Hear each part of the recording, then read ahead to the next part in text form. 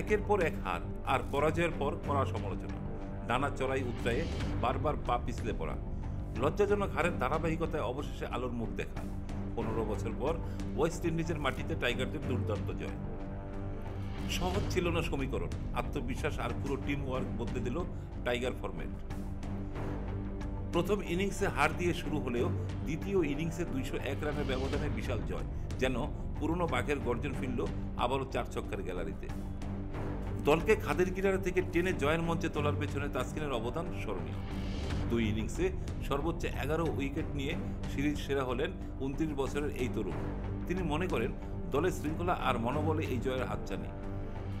এ ধারা আগামী ম্যাচগুলোতে টাইগারদের বড় আত্মবিশ্বাস যোগাবে বলে মনে করছেন তাসকিন। এদিকে চলছে টেস্ট চ্যাম্পিয়নশিপ। পাকিস্তান সফরে গিয়ে পাকিস্তানকে হোয়াইট ওয়াশ। সেই সুখকর স্মৃতি নিয়ে বাংলাদেশ জাতীয় দল গেল ভারতে, কিন্তু আশায় ঘুরে বালি।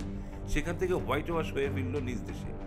এরপর দক্ষিণ আফ্রিকা আসলো বাংলাদেশে, টাইগারদের করলো ধবল দোলাই। এত সব হতাশার মাঝেও নিরাশ হয়নি টাইগার ক্রিকেটাররা। নিজেদের শক্তিমত্তা আবারও প্রমাণ দিল বাংলাদেশ জাতীয় ক্রিকেট দল। হাফিজুর রহমান, অনুসন্ধান ডেস্ক।